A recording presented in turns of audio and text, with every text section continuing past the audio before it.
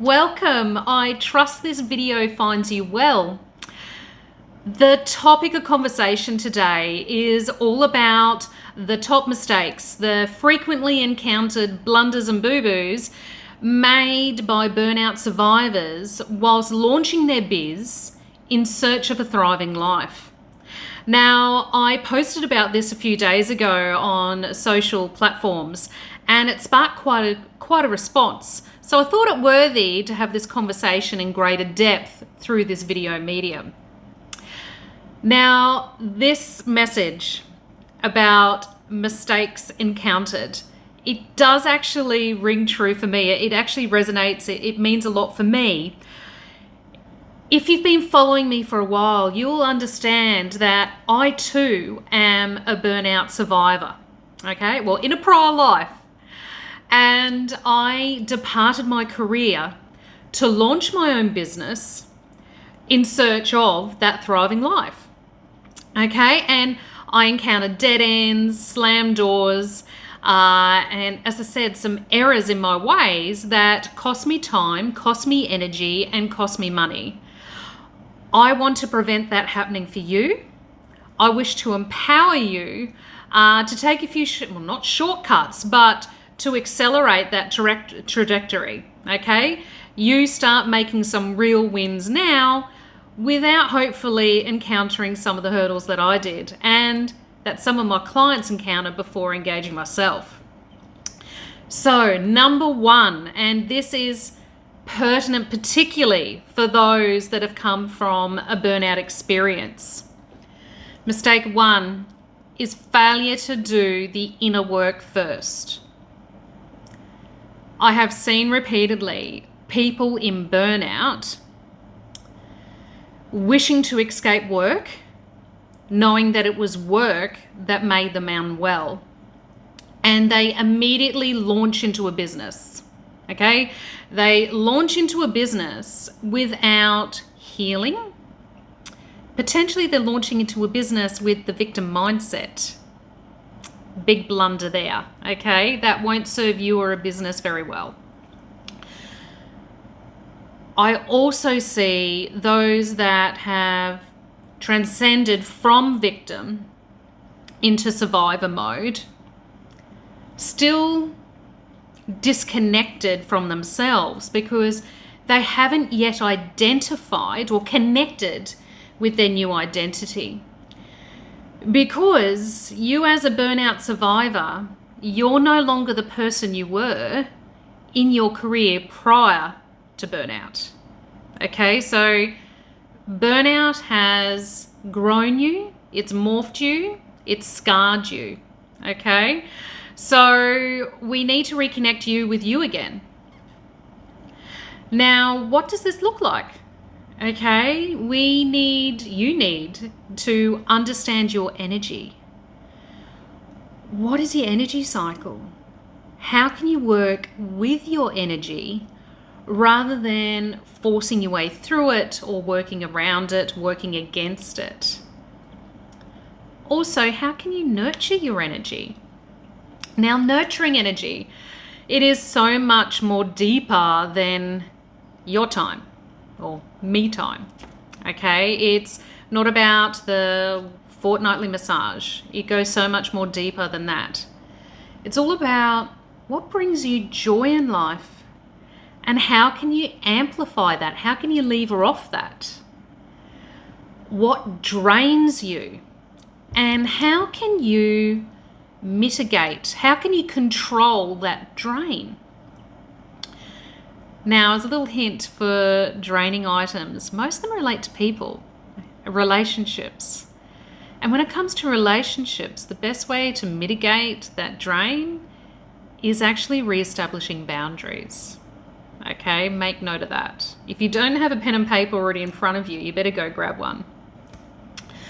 Okay, so we talked about drain and controlling that. Now, this is where the good stuff happens. Desire. What do you truly desire for yourself? And I mean big, juicy desires. Goals. Big, deep, meaningful goals that mean something to you, that are connected to you. Goals are imperative for your drive into business. Okay, so goals, being connected with them, being excited, waking up in the morning and being excited about making moves towards your goals, that is what gives you energy. Okay, energy in your business, energy in your life. Okay, so energy, doing the inner work first. Then you lead into the deeper work. Now, burnout, the experience, would have scarred you. It would have scarred you deeply.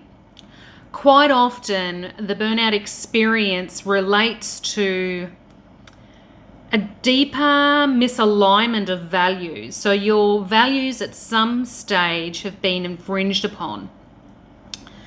So those scars go deep and they'll resurface unless you do that healing work first. So we need to recognize the limiting beliefs that these scars have established and the disserving, the self-sabotage behaviors. Okay, so those need to be challenged.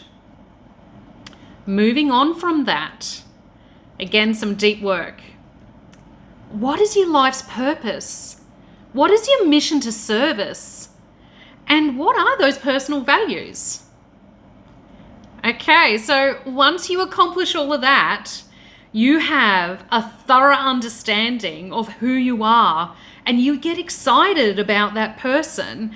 You can see that future person, those future goals, and you're living into it right now. Do the inner work first before jumping into launching a biz. Okay? Number 1 done. Moving on to number 2. Launching a business that is associated with, linked to, what you're good at.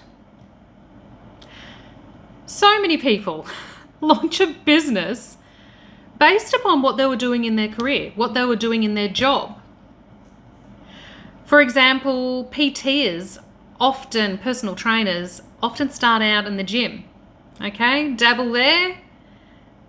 They grow their expertise on the floor as part of the gym team and then decide, yeah, I am going to become a personal trainer and start my own business. For me, okay, remember that I was the executive leader. So, in that tier of management, it was all about strategic direction, the vision, the big goals for the organization, and bringing people along that journey, not only in implementing the strategy, but developing it. Okay? So what did I do when I first launched my business? And back then, my business was Lioness Business Development. It was all about aiding businesses and organizations developing their strategic planning, their policies, their procedures. So I launched my business around my strengths, okay, around what I was good at. You know what happened? It bored me to tears. I fell asleep doing the work and I lost my enthusiasm, I lost the passion, and no longer was I attracting the work because my lack of energy was so obvious. And then that tumbled into scarcity mindsets when money stopped rolling in. Am I worthy? I'm not doing this right. What's going on? So fast forward and I engage my first mentor. Okay, and we had mind-blowing one-day intensive together. And she woke me up. Megan, what are you doing? What? Are you enjoying strategy work? No. She goes, so your purpose and mission, of which I'd already done the work with through my kinesiologist, soul fusion therapy. Shout out to Sophia. Thank you. I was very aware that my life's purpose was to thrive and my mission of service was to empower, and my vision was to empower people deeply. So Angela asked me, how are we going to align your business, your services with who you are? And that's when Megan, the coach, the leadership coach, emerged. And as I launched those services, as I stepped into that action, I was working in alignment. It felt good. It felt really good. So please, before launching your biz, be very mindful of the products and services that you offer. Do they align with the work that you uncovered going deep with yourself? Does your product or service align with your purpose, your mission, your values, and your goals? So that's mistake number 2 covered. Mistake number 3, again, I see this repeatedly. Okay, I'm going to open up a new business and I'm going to get my trusty pen.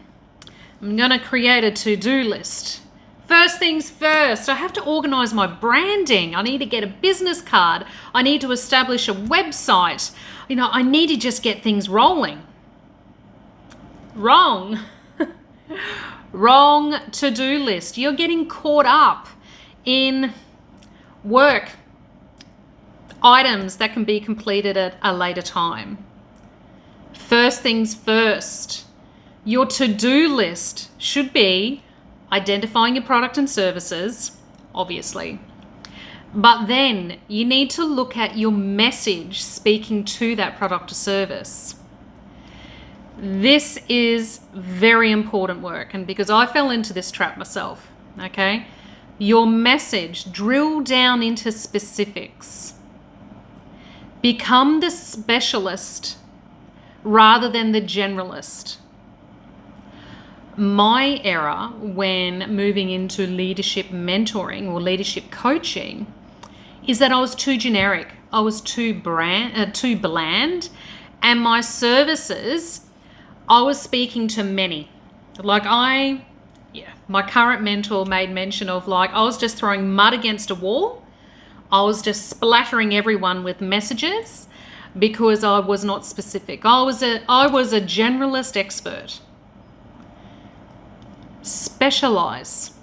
Drill down that key message, because the more specialized you are, the more premium a client you'll attract with the premium investment that you can seek and outstanding results, deeper results, okay? You've possibly heard the analogy before. If you got a cough or cold, you go to your GP, it's all bulk billed, the government deals with it. Possibly you may be out of pocket if they don't bulk build $30 or $40. You wait in the waiting room for 2 hours waiting for them. You speak to them, the consult is done in 30 seconds, and you walk out with a script in your hand and a see you later. Alternatively, you may seek a referral, you'll seek to see a specialist, a nose and throat, ears, nose and throat specialist. They know the ins and outs and everything in between about what is causing you issues with your sore throat. They go deeper, they investigate, they pull apart, they analyze, they ask why, they get to the root cause, and then they work with you to create solutions. They're there to solve your problem. And they do so in a very meaningful way that attracts a premium investment, yes. But the result the experience that you receive and the result that you walk away with is certainly worthwhile. So, important work to be done is establishing that key message and drilling it right down to speak to your product or service in a specialist way. Okay, so after you drill down into that key message will then highlight who your ideal client will be. Okay. For me, my key message is that I aid burnout survivors through to a thriving life through entrepreneurship. My ideal client is a person who has emerged from burnout, who has worked through that, who has left behind their victim mindset, who is ready to leave their job, the job that potentially harmed them, who is excited to launch their own biz because they aspire to be more, they aspire to be great, and they aspire to thrive. That is my ideal client, and that is my niche market. Can you see the importance of getting your message right? Personal experience. The moment that I altered my key message that then targeted to my ideal clients, my monthly income was attracted to me within a week. No shit. That's true fact. The science is there, drilled down into specialist skill sets. Okay. So now then, so you got your message, you got your ideal customer, client, and therefore your niche market sorted. You need to look at your business model. What model aligns with you, aligns with your goals, aligns with your thriving life? So this is where you have to think, how often, how frequently do I intend to work in my business? How many hours a day? How many days a week? What are my big goals, my personal and professional goals? And how can my business support those? Okay, not only in money, okay, so your income, but also with your time and energy. Business model. If you don't get the business model correct, you'll be working too hard. You won't have time, you won't have energy, and you won't have money to achieve those goals. And I'm telling you, those goals are achievable. You just have need the right business model behind you. For me, my goal was to travel and explore Europe. The reason for this is because I have a deep love of European history and architecture. Okay, so I was living into that. I was living into those desires pretty well much all the last year. And with a few tweaks, with thanks to my mentors, my business model was able to support those goals. And my business actually took me and my family to Paris and London only last November. It was a trip to be remembered. So goals are obtainable as long as you have the drive and the passion, and importantly, the business model that will support you in your time, energy, and money. So we've got message, ideal client, niche market, and your business model. Marketing strategy. Now, this is also where I see so many mistakes being made. I see people rushing out and investing in expensive websites and branding and business cards and attending all these networking events. I've been there. If you knew me as Linus Business Development, when I launched a couple of years ago, this was me. I had my beautiful business cards that were gold gilt, and I had the look, I had the brand, I had the beautiful website, thanks to Gail, my website designer. At the end of the day, all that time, energy, and money, I could have redirected elsewhere. Through simple organic marketing, I would have attained the same reach, if not more so, before going down that route. That can come later. But first, establish your business. Potentially you can launch your business. Well, potentially you can gain investment into your business through your existing networks before officially launching. And that is a very, very good place to start. Okay, so marketing strategy and levering off your existing networks, okay, before you even think about branding and website. Now, also you need to have a think about how you will serve your clients once you attract them. How are you going to provide that quality experience? How are you going to provide that deep, meaningful result that will entice people to keep coming back and reinvesting in you. So we're talking about here, not about client attraction, which is a key part, particularly when you first start, but also client retention, which is so often forgotten by businesses. The customer experience, the customer-client result. The deeper, the better. The more prepared then they'll be to invest back into your services. Okay, so those are the top mistakes as I see them from within myself, in my past journey, what I see with my clients. So just recapping, failing to do the inner work first.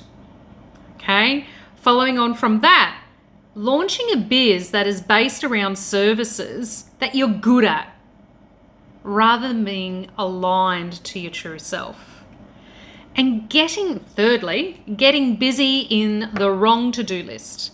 All about the brand and the website, rather than actually the nuts and bolts of your business and your clients and your message and the experience that you're offering. Now that all sounds easy peasy, 1, 2, 3, A, B, C. I get it. As I'm saying it, it's sort of like, well, it's just common sense, isn't it? Easy is not simple. Despite you having the knowledge, when you make plays whilst you act, you will still encounter wrong turns, speed bumps, closed doors, those limiting beliefs and deserving, self-sabotage behaviors we talked about earlier, they'll resurface. This is where engaging a mentor really is invaluable. And engaging a mentor that has walked through this journey themselves, so they have a deep understanding of where you are at. Importantly, this mentor needs to be a level ahead of you, a number of steps ahead of you, so that they can provide that value back to you and aid you and support you and empower you through the survivor to thriver journey. This mentor, this premium mentor, also should resonate with you. Their message should strike you. Your intuition should be pulling you towards them. Now, why should you engage a mentor? Because they will ease your journey. They will identify potential dead ends before you do. They will flatten those speed bumps. They will ease your journey. And by easing your journey, they will accelerate your growth. Literally yesterday, I jumped off an onboarding phone call, and from our application call through to onboarding, which was just 5 days, this prospective client, through one conversation with me, made a major shift, moving from burnout victim to burnout survivor in 5 days. It's real, it can happen. Accelerated growth happens through mentorship. Okay, so get that again. Premium mentors will smooth your journey and accelerate your growth. That is a key take home. Now, if you feel as if I'm that mentor for you, if you are drawn to me, my message, if you can feel that pull, the time is now. The time is now. Don't waste time. I wasted time. If only I can have this conversation with myself 2 years ago, I would have been thriving 18 months, if not more so earlier. I would be, European holiday 18 months ago, new car in the driveway, thriving life, plenty of extra time to spend with my family. But no, I had to do it the hard way until I gained mentorship. So if you feel as if I'm that mentor for you, drop into my DMs now. I am taking applications for next month. I do have an opening. So DM me through LinkedIn, Instagram, Facebook. We'll chat and we'll see if we're a fit, and we'll see where it takes you. I trust this video has been of value to you. I'm interested in your feedback. If you want to place a comment below regarding any take-home messages you may have, I'm keen to hear. But yes, if you're interested to discuss mentorship in further details, DM me. I'll catch you later.